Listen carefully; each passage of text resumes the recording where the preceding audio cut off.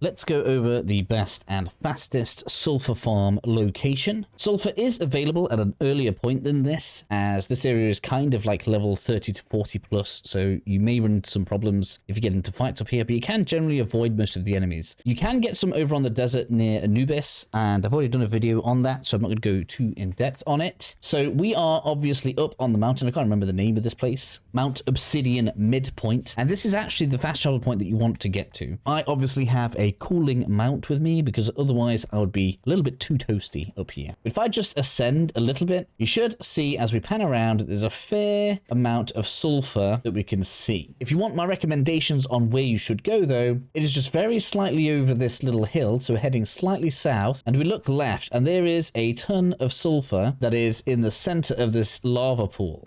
So that's not a bad spot to go ahead and manually mine all of the sulfur. If you want a base up here, the best place that I've spotted, or should I say two best places that I've spotted, we have this one right here. This would make for a decent enough iron base. So if you didn't mind just having iron and can put up with the heat for the sake of that iron and having a nice fast travel point, which isn't really necessary because we already have one, then that can be an option for you. But my main recommendation is just to the north, because here we have a decent looking area that we can turn into like a fort or something that looks pretty cool, and it does have a mixture of ore and sulfur. This is the only area that I've found. This is the only area that I've found that has a meaningful amount of both resources together and has enough flat space and interesting elevation to make it worth building a base on. I hope that helps you guys out, and I'll catch you all in the next video.